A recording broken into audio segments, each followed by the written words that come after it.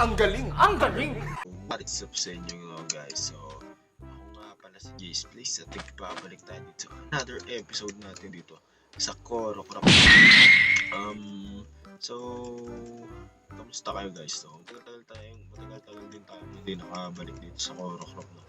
Kasi nga guys, may pasok na, no? Mas inintindi ko muna yung pag-aaral ko kaysa sa mag-join dito. And so, makikita nyo is dito tayo sa may desert, no? So, kung ba tatanong nyo kung kaninong base to, is kay Blably to, ano? So, nandito lang tayo dahil manguha tayo ng sand. So, tara na, ano guys. So, manguha lang ako ng sand.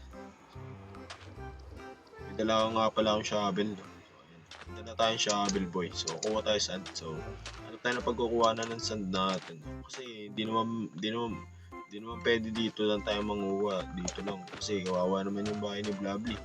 Baka magulo yung mga sand dito. Sa ano tayo kukuha? Sa Kalay. So yun nga ano guys. So napuno ko na nga pala yung inventory natin ng maraming sand, no? So sana kasya na to lahat. Kasi may paggagamitan tayo yan. And kung makikita nyo meron ako ditong gold block. Dito guys, niluto ko yung mga nandito para maging glass sila. Ayan o. So nakikita nyo naman. And meron din nga pala tayo ditong lava farm, no? Ayan o. Hindi na tayo mahirapan sa pagkuha ng mga panluto natin kasi gumawa tayo dito ng lava farm. And so ang gagawin natin ngayon is honey farm boy. Gagawa tayo ng honey farm and then ng sugarcane farm. Kasi, kita nyo, nakakatamad mag-ani yan boy. And then, di ba may mga villager tayo banda dun? Kasi, natitrade yung, eto di ba? Ito, ayun, yung ganito. Ayun, so, sorry guys kung delay yung server. Hindi ko alam kung bakit delay. Basta, so, mag-comment nga kayo dyan kung alam nyo ba't na-delay yung server. So, matitrade natin yung ng paper, yung mga villager natin dun, no? So kasi kailangan din natin ng mga paper and then natatamad na ako anihin yung mga yan, no? Kaya gagawa na lang tayo ng automatic farm ng sugarcane. And then gagawa din tayo ng automatic farm ng honey dahil matagal ko na talagang gustong gawin yon. And kasi food source din yun guys. Nandito yung mga kagamitan. Wala pa yata yung kagamitan ko. Matawag doon yung bahay ng bubuyog. Eto. Ready na to boy. Yan. So, ito yung gagamitin natin, no? Meron tayo ditong hive. Yan. Meron tayo ditong hive. And then, need pa natin ng dispenser. Ano nangyayari?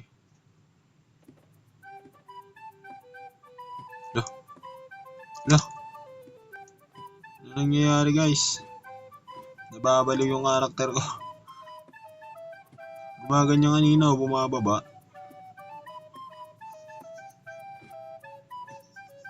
So check natin, no, kung mayroon pa ditong sapot ng gagamba. Wait lang, check muna natin dito. Okay, wala. Natin, sana may meron boy, Binson. Eto pala eh. Eto na lang. 10 nito ang kailangan natin. 1, 2, 3, 4, 5. A few moments later. Okay, Binson na rin ako manghingi ng redstone kasi baka wala ako nun. Hindi totoo yan. Okay, meron siya ditong redstone. So, i-craft na natin yun. Hello, Jobert. Huwag ka magsusumbong kay Binson, ha. Sabihin mo na lang, nangiram lang ako. So, hanapin natin yung dispenser. Ito ba yun? Trapper. Ano po, ganito yan. Ilalagyan mo dito ng isa. Oh, ayan na nga. Yan ang kailangan ko. Dispenser, boy. Wala kaming pakialam! Kali ganito yung kakalabasan ng honey farm natin. So, automatic na to, no? Automatic honey na to, no? So, lagyan daw muna natin ng bulaklak dito sa may gitna. Hindi ko lang ba't lalagyan dito. Right-click pala. Yan. Lagyan daw muna ng 5 bulaklak. Tapos, ito dapat. Tapos, ito dapat dito. Mali.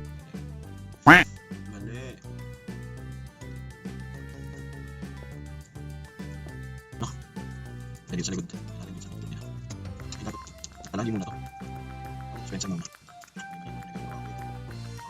dispenser. Tapos, yung pinto at inventory. Yung inventory. Tapos lagyan natin itong beehive. Lagyan natin yung beehive. Sa kabila. Gagawa natin dito. So, ginagawa ko lang sa tutorial na.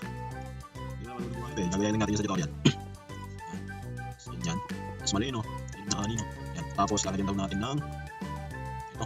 Center dito sa may taas niya. Ito daw. Yan. Ilan daw? Ang nakaharap dito sa may taas. Yan po, ganyan. Ganyan lang. Okay ba yun? Okay ba yun? Or hindi pa ganito? Yan. Okay. Hindi, okay. Pag ganun talaga siya. Yan. So, ganyan daw. So, ang mangyayari daw yan, kapag daw yan, nagkaroon ng honey, ma-detect itong observer, tapos ito lalagyan natin ito, pupunuin natin ng bucket. And then, makukuto daw yung honey, tapos pupunta daw dito, kailangan may hacker tayo dito. Yan, hacker dito, papunta rin sa may chest dito. So, ganun daw yung mangyayari.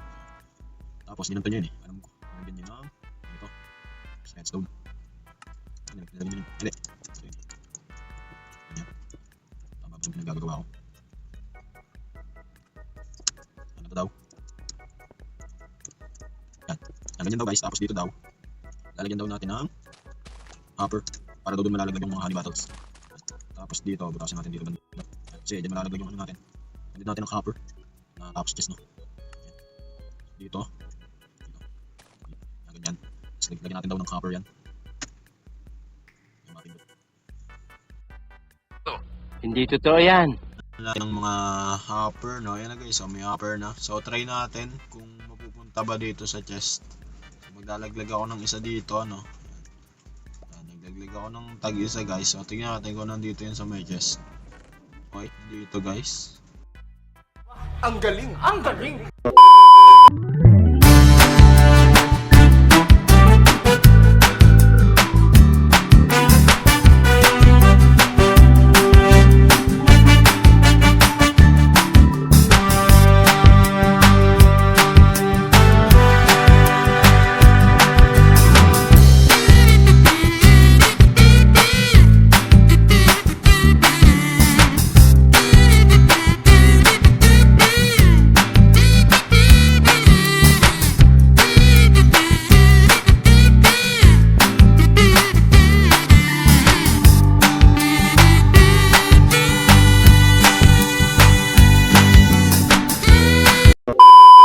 At natapos na natin yung kabuuan nito, no? So yung build na lang yung gagawin natin kasi hindi naman pwedeng ganyan lang yan.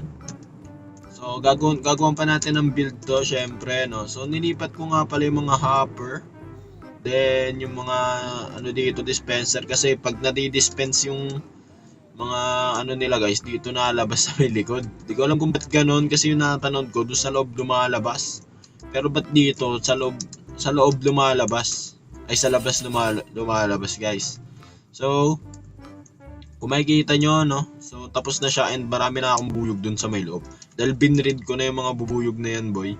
Yan, yung dalawa dito is ayaw pa rin magbahay dun sa mga bahay, basta yung mga ginawa natin bahay nila, no, so ayaw magbahay yung dalawang kinuha natin dun. Yung mga kakailanganin nating kulay, no, dun sa gagawin nating design dun sa ating honey farm, no. So nakakuha na ako ng 4 na stock ng yellow terra ni Coco, no. May sobra pang 18 and then kumuha din ako ng normal na kulay ng terracotta, no. So 4 na stock din and then 4 na stock din na brown terracotta. A few moments later. Lalagyan natin. So ganito kalaki yung build natin. Ay guys, so ganito kalaki. Ay wait lang. Dagdagan pa natin ang isa pang layer dito sa middle. So ganito kalaki. Ay, sakto lang. So ganyan kalaki. So kokopyahin ko lang yung itsura ng bubuyog na yun, no. So alam nyo na, siguro naman alam nyo na kung ano yung gagawin nating itsura nitong build natin, no. Higanteng bubuyog to boy. So kaya ako'y magbabalik kapag nagawa na natin itong higanteng bubuyog na to, no. A few moments later. So naubos yung gamit ko sa build na to, no. So kita nyo naman yung gamit ko. Walang wala na ako boy. So eto na, no. Panis. Ito nga pala pinapakilala ko nga pala sa inyo ang pinakamalupit na build sa Korocraft. Sa isang kagat lang boy, mamamatay ka kaagad. Kapag kahit naka-netherite ka boy, kaya kang patay ni Reyna Queen Bee. So ito si Reyna Queen Bee, no? Ginamit ko pa yung diamond ko dyan kay Reyna Queen Bee, no? Diamond blocks pa yun, tagkabilang gilid yan boy. Pagkalooban nyo po ako ng mga honey na galing sa inyong mga alagad. So tignan na natin kung may na-produce na si Reyna Queen Bee. Kasi tignan nyo kinakain ko boy. Rotten flesh, ano yan, bulok yan boy. Dapat yan tinatapon. Yan, itapon yung rotten flesh na yan. Kasi boy, eto na boy, oh. Ayun, oh. Yung mga alagad ni Reyna Queen Bee ay nagpo-produce sa atin ng honey boy. Ayun, oh. 11 honey. Ang lupit niyan boy. Wow naman! Eto na boy, oh. Kainin nga natin boy. Tikman nga natin. Paano ba kainin to? Ayun. Ang sarap boy. Napakatamis na medyo maalat-alat. So, yun nga no. Saka nga pala no. Yung mga gamit ko nga pala is walang-wala na ako boy. Kita nyo. Kasi tinry ko manguha ng blackstone sa nether. Kasi bagay yun sa may bandang mata ni Reyna Queen Bee no. Yes, I don't know if this is true or false. Kaso, ginawa ko na lang deep slate kasi guys, namatay ako sa nether, nalaglag ako sa lava, matagukay ako sa ilalim ng lupa, boy. Napakataas pala nun. Nalaglag ako and then yung nakaligtas na lang. Yung shovel ko na lang yung nakaligtas, boy. Tas wala pang durability. Tas wala man lang akong level para mapag-enchant ulit ng bago. Pero may nalaman ako, boy. Balita ako si Binson, boy, nagtayo na ng shop. So tara titignan natin no, kung totoo nga yun. Sakto, meron pa ako ditong natitirang 48 diamonds boy. So tara, mamimili tayo ngayon. So ito na no. So titignan na natin in the second time. Kakain. Ito na guys, so ito mga nandito is mending 1 to boy. Mukhang kailangan ko yung mabili boy. Ito, unbreaking. So kailangan natin yan para sa mga items natin.